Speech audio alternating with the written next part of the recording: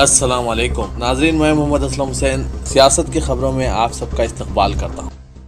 Parliament house के अहाते में एहतजाजी मुजाहरे पर पाबंदी लगाने का भी ऐलान किया गया है। जारी करदा हुक्मनामे के मुताबिक कोई रुकने पार्लियामेंट हाउस के अहाते में धरना, हड़ताल, भूख हड़ताल नहीं कर सकेगा।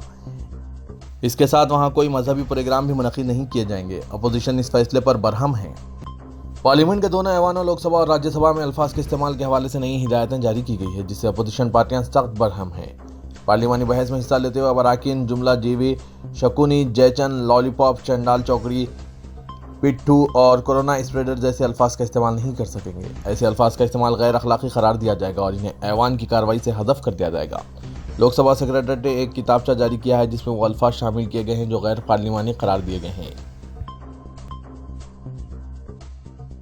उत्तर प्रदेश के वज़ीर आला योगी आदित्यनाथ ने इतवार को लखनऊ में शुमाली हिंदुस्तान के सबसे बड़े मॉल का इफ्तिताह किया था, लेकिन अब इसी लोलो मॉल पर हंगामा बरपा हो गया है।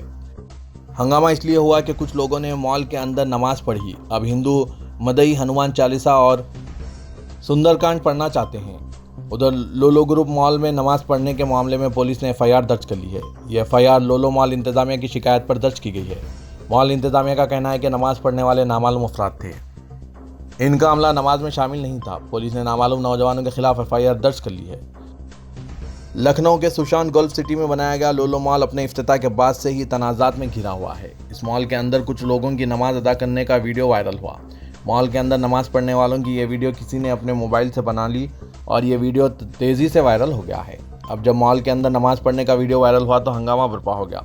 इस बात से हिंदू तंजीमें बरहम हो गई है। हुकूमत महाराष्ट्र ने पेट्रोल और डीजल पर आयद होने वाले टैक्स में तखफीफ का फैसला किया है, जिसके बाद रियासत के अवाम को कुछ राहत हासिल होगी। ये तखफीफ आज से नाफिज की गई है। कुछ दिनों कबल वज़ीर आला का ओहदा संभालने वाले एकनाथ शिंदे ने ऐलान किया कि हुकूमत महाराष्ट्र पेट्रोल और डीजल पर वैट कम करेगी, जिसके बाद अब महाराष्ट्र में पेट्रोल के दाम में 5 रुपये फी लीटर और डीजल के दाम में 3 रुपये फी लीटर की कमी हुई है। वैट में कमी के बाद पेट्रोल की कीमत 106 रुपये 35 पैसे फी लीटर और डीजल की कीमत 94 रुपये 28 पैसे फी लीटर हो गई है।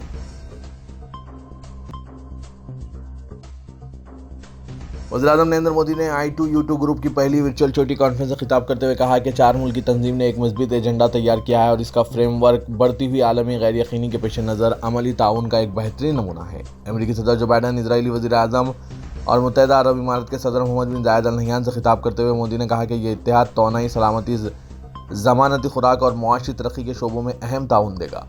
टेलीविज़न के जरिए किए गए खिताब में मोदी ने कहा कि हमने कई शोबों में मुश्तरका प्रोजेक्ट्स की निशानदही की है और आगे बढ़ने के लिए एक रोड मैप तैयार किया है। हमने 6 अहम शोबों पानी, तौनाई, हमल व नकल, खला, सेहत और ज़मानत खुराक में मुश्तरका सरमायाकारी बढ़ाने से इत्तेफाक किया है। उन्होंने कहा कि इस इत्तेहाद का ताउन पर मबनी फ्रेमवर्क बढ़ती हुई आलमी गैर यकीनियों के दरमियान अमली ताउन का एक अच्छा नमूना है। कुल हिंद मुस्लिम पर्सनल लॉ बोर्ड ने सुप्रीम कोर्ट से रुजू होते हुए 1951 के इबादतगाह कानून को चैलेंज करने वाली दरख्वास्तों की मुखालिफत की है। मौलाना खालिद सैफुल्लाह रहमानी ने एक बयान में बताया कि बोर्ड 1951 के इबादतगाह कानून को चैलेंज करने वाली मुफादामा की 2 दरख्वास्तों में फरीक बनना चाहता है। इन दरख्वास्तों में इबादतगाह कानून 1951 को चैलेंज किया गया है। इस कानून के मुताबिक 15 अगस्त 1949 को इबादतगाहों का मौक़िफ़ और नवीयत व किरदार तब्दील नहीं किए जा सकते। ताहम बाज़ हिंदू तंजीमें वाराणसी और ईदगाह मैदान मस्जिद मथुरा को हासिल करने के लिए इस कानून को चैलेंज कर रहे हैं। मशहूर गुलकार दिलेर मेहंदी को इंसानी स्मगलिंग के मामले में 2018 में सुनाई गई 2 साल की सज़ा की पटियाला की अदालत ने तौसीक़ कर दी है, जिसके बाद दिलेर मेहंदी को हिरासत में लेकर जेल भेज दिया गया। वाज़ेह है कि उन्होंने 2018 में सज़ा सुनाए जाने के खिलाफ अपील दाखिल की थी और तब से वो ज़मानत पर रिहा थे, लेकिन जुमेरात को हुई समाअत में पटियाला की अदालत ने इनकी अपील रद्द करते हुए इन्हें सज़ा सुनाई है और 2 साल की सज़ा को मुनासिब करार दिया और इन्हें फ़ौरन जेल भेजने का हुक्म जारी किया। मुल्क मुखालिफ सरगर्मियों के इल्ज़ाम में गिरफ्तार PFI के रुकन अत्तर परवेज़ और रिटायर्ड दरोगा मोहम्मद जलालुद्दीन के सिलसिले में प्रेस कॉन्फ्रेंस से खिताब करते हुए SSP मंजूर सिंह ढोलवे ने कहा कि ये RSS की तरह शाख बनाकर नौजवानों को मार्शल आर्ट्स और फिजिकल ट्रेनिंग दे रहे थे। उन्होंने कहा कि जिस तरह RSS अपनी शाख को मुनज़्ज़म करती है और लाठियों की तरबियत देती है, इसी तरह जिस्मानी तरबियत के नाम पर वो लोगों को जमा करके ट्रेनिंग दे रहे थे। इसके साथ वो अपने एजेंडे से नौजवानों की जहनसाजी कर रहे थे। SSP ने कहा कि फुलवारी शरीफ मामले में कुल 26 लोगों के खिलाफ नामजद FIR दर्ज की गई है, जिनमें ज़्यादातर लोग बिहार के और कुछ बाहर के हैं। पीएफआई का आरएसएस से मुआवजा न करने पर बीजेपी एसएसपी के खिलाफ हमलावर हो गई है। पार्टी के फायर ब्रांड लीडर और एमएलए ए हरिभूषण ठाकुर ने कहा कि एसएसपी जहनी तौर पर दिवालिया हो गए हैं, हुकूमत इन्हें फौरी तौर पर बरतरफ करें। वज़ीर आला से इसका फौरी नोटिस लेने की अपील की। इनका कहना है कि पीएफआई एक दहशतगर्द तंजीम है, जबकि आरएसएस एक सकाफती और कौमी साज तंजीम है। उधर हिंदुस्तानी अवामी मोर्चे के तर्जुमान दानिश रिजवान ने कहा कि जानबूझकर एसएसपी को इस मामले में घसीटा जा रहा है। अगर इस्लामी स्टेट की बात करना जुर्म है तो फिर हिंदू राष्ट्र की वकालत करना कहां से ठीक है। अटॉर्नी जनरल के वेणुगोपाल ने दिल्ली हाईकोर्ट के एक साबिक जज और 2 सीनियर वकीलों के खिलाफ तौहीन अदालत का मुकदमा चलाने की इजाज़त देने से इनकार कर दिया, जिन्होंने बीजेपी की मुअत्तल साबिक तर्जुमान नुपुर शर्मा को अदालत इज़्मा के जरिए सख्त सरजनिश और तबसरा करने को तनकीद का निशाना बनाया। वाज़ेह के सुप्रीम कोर्ट ने नबी करीम सल्लल्लाहु अलैहि वसल्लम की शान में गुस्ताखी पर बीजेपी की साबिक कौमी तर्जुमान नुपुर शर्मा को शदीद फटकार लगाते हुए कहा था कि इस खातून की बदजुबानी ने पूरे मुल्क में आग भड़का दी है। सुप्रीम कोर्ट ने यह भी कहा था कि मुल्क में जो कुछ हो रहा है इसके लिए जिम्मेदार सिर्फ नुपुर शर्मा है। नुपुर शर्मा की गुस्ताखी के खिलाफ मुल्क की कई रियासतों में दर्ज मुकदमात को दिल्ली में मुंतकिल किए जाने की अर्जी पर समाअत करते हुए जस्टिस सूर्यकांत ने शदीद बरहमी का इजहार करते हुए कहा था, हमने इस बहस को देखा है कि इन्हें किस तरह उकसाया गया, लेकिन जिस तरह उन्होंने ये सब कहा और बाद में कहा कि वो एक वकील हैं, ये शर्मनाक है। इन्हें पूरे मुल्क से माफ़ी मांगनी चाहिए। जब समाअत के दौरान नुपुर शर्मा के वकील ने दावा किया था कि इन्हें धमकियों का सामना है, जस्टिस सूर्यकांत ने इस पर कहा था इन्हें धमकियों का सामना करना पड़ा है या वो सलामती के लिए ख़तरा बन गई है। उन्होंने जिस तरह से पूरे मुल्क में जज्बात भड़काए हैं, मुल्क में जो कुछ हो रहा है इसकी जिम्मेदार सिर्फ अकेली नुपुर शर्मा है। सुप्रीम कोर्ट के इन तबसरों के बाद दिल्ली हाईकोर्ट के साबिक जज एसएन ढंगरा, साबिक एडिशनल सॉलिसिटर जनरल अमन लेखी और सीनियर एडवोकेट के रामा कुमार ने एक इंटरव्यू में सुप्रीम कोर्ट के खिलाफ तबसरा करते हुए इसको गैर जिम्मेदाराना और गैर मुंसिफाना करार दिया था।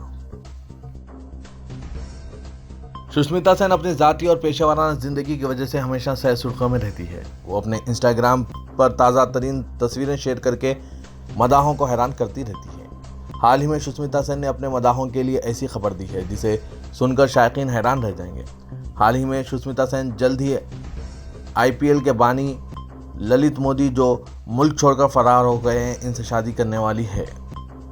दोनों के कई तस्वीर सोशल मीडिया पर खूब वायरल हो रहे हैं। मदा इन तस्वीर को देखकर हैरान हैं। हाल ही में आईपीएल के बानी ललित मोदी ने अपने ऑफिशियल इंस्टाग्राम हैंडल पर बॉलीवुड अदाकारा सुष्मिता सेन के साथ अपनी कई तस्वीर शेयर की हैं। इन तस्वीर में देखा गया है कि सुष्मिता सेन ललित मोदी के साथ काफ़ी रोमानवी अंदाज में नजर आ रही है। वाज़ेह के हाल ही में ललित मोदी ने एक ट्वीट किया है जिसमें वो वाज़ेह कर रहे हैं कि उन्होंने अभी तक सुष्मिता से शादी नहीं की है। दोनों जल्द ही शादी के बंधन में बंधने वाले हैं।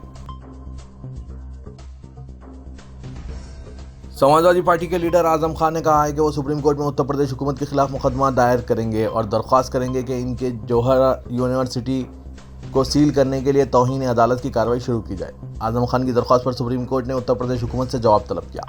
आजम खान ने इल्ज़ाम लगाया कि उत्तर प्रदेश हुकूमत ने अदालती हुक्म के बावजूद रामपुर में जौहर यूनिवर्सिटी से खारदार तार नहीं हटाए हैं और इसके नतीजे में यूनिवर्सिटी में ठीक से काम नहीं चल रहा है। सुप्रीम कोर्ट के जस्टिस AM खनवलकर JP पारदीवाला ने कहा कि रियासती हुकूमत 19 जुलाई तक अपना जवाब दाखिल करें और इस मामले की आइंदा समाअत 22 जुलाई को होगी।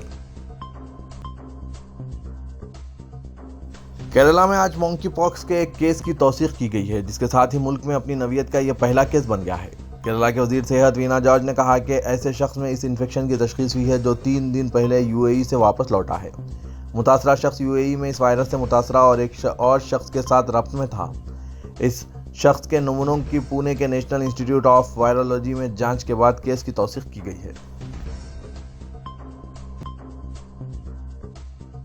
मुत्तहिदा अरब इमारात 4 कौमी इत्तेहाद I2U2 के फ्रेमवर्क के तहत हिंदुस्तान भर में इंटीग्रेटेड फूड पार्क्स को फ़रोग़ देने के लिए $2 बिलियन अमेरिकी डॉलर की सरमायाकारी करेगा। इत्तेहाद के कायदीन ने ग़िज़ाई सलामती और साफ़ सुथराई तौनाई के शोबों में अमली ताउन और मुश्तरका प्रोजेक्ट्स के इम्कानात पर तबादला ख्याल किया। I2U2 कायदीन के पहले वर्चुअल समिट में यह भी ऐलान किया गया है कि यह ग्रुप गुजरात में हाइब्रिड काबिल तजदीद तोनाई प्रोजेक्ट को फ़रोग़ देगा, जो हवा और शमसी तोनाई से 300 मेगावाट बरक़ी पैदावार की सलाहियत का हामिल होगा और कई बैटरी एनर्जी स्टोरेज सिस्टम से इसकी तकमील की जाएगी। इस इत्तेहाद के कायदीन में वज़ीर-ए-आज़म नरेंद्र मोदी, अमेरिकी सदर जो बाइडन, इजरायली वज़ीर-ए-आज़म यार लैपिड और मुत्तहिदा अरब इमारात के सदर मोहम्मद बिन जायद अल नहयान शामिल हैं। रियासत तेलंगाना में जारी बारिश के बाद दरियाए गोदावरी में सैलाब के कहर से जिला निर्मल के कदम प्रोजेक्ट को जो खतरा पैदा हो गया था वो टल गया है, मगर जिला खम्मम के भद्राचलम में खतरा बढ़ गया है। हुक्काम ने तीसरे खतरे का इंतबाह देते हुए 144 सेक्शन नाफिज कर दिया है। गुज़िश्ता 24 घंटों के दौरान बारिश से 10 लोगों की मौत वाक़ई हुई है। लापता सहाफ़ी ज़मीर की कार की निशानदेही हुई है। जिला मंचरियाल चिन्नूर मंडल में नदी में फंसे हुए 2 मजदूरों को हेलीकॉप्टर से लिफ्ट करते हुए बचाया गया।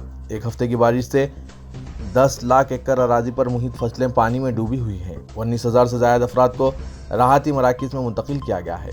रियासत भर में बारिश का सिलसिला किसी कदर कम हुआ है, ताहम सैलाब के पानी ने बड़े पैमाने पर तबाही मचाई है। तमाम आपाशी प्रोजेक्ट स्लिपरेज हो गए और इनके गेट्स खोलकर पानी निचले हिस्से में छोड़ने की वजह से नदियाँ और तालाब भी भर गए हैं।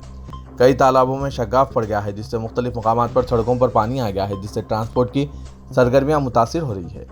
सैकड़ों गाँवों, कॉलोनियों, बस्तियों और कस्बों में पानी दाखिल हो गया है, जिससे अवाम को मुश्किलात का सामना करना पड़ रहा है। चीफ मिनिस्टर के चंद्रशेखर राव की हिदायत पर वज़रा अजला में क़याम करते हुए राहतकारी के कामों की रास्त निगरानी कर रहे हैं। दोनों शहरों हैदराबाद और सिकंदराबाद में बारिश ने कई मसरूफ सड़कों की हालत इंतहाई अबतर कर दी है। बारिश के दौरान सड़कें खराब होना कोई नई बात नहीं है, लेकिन मजलिस बल्दी आज़िमतर हैदराबाद की जानिब से सड़कों पर गड्ढों को बंद करने के मैकेनिज्म की बर्खास्तगी के सबब दोनों शहरों के कई सड़कों के अलावा रिहायशी कॉलोनियों की सड़कों की हालत ख़राब हो चुकी है।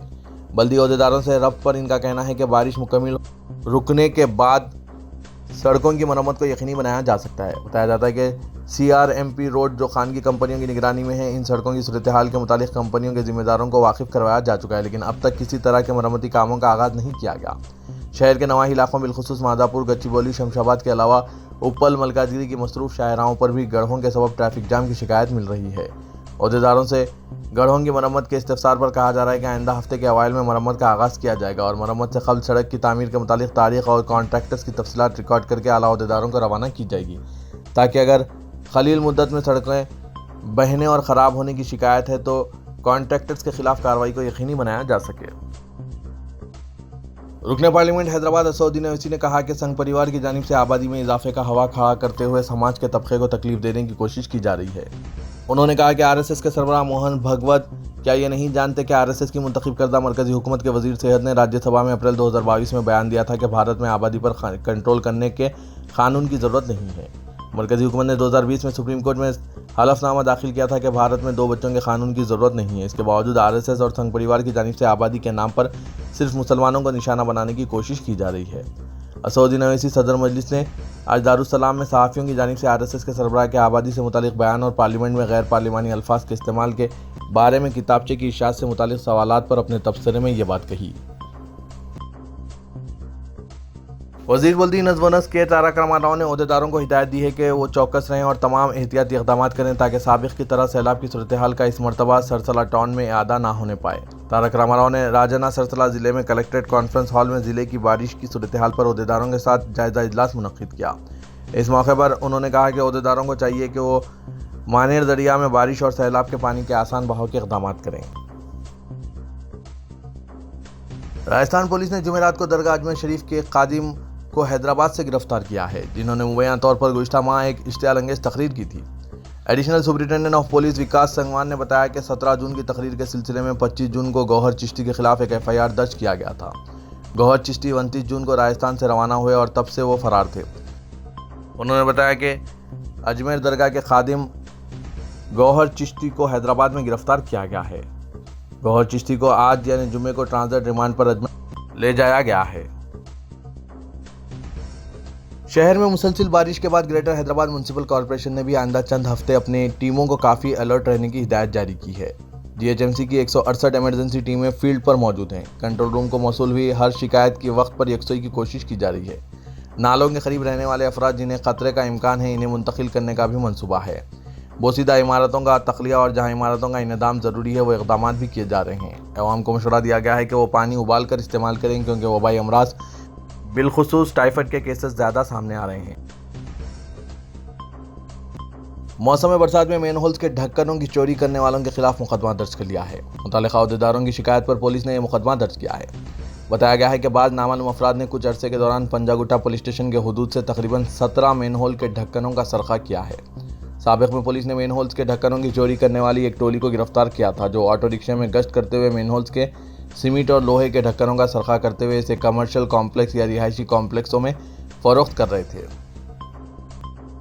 बीजेपी रुकन पार्लियामेंट डॉक्टर के लक्ष्मण ने कहा कि चीफ मिनिस्टर के चंद्रशेखर राव की गलत पॉलिसियों के बाद रियासत की माली हालत अबतर हो गई है। उन्होंने रियासती हुकूमत पर इल्जाम आयद किया कि वो मरकजी हुकूमत के फंड का गलत इस्तेमाल कर रही है।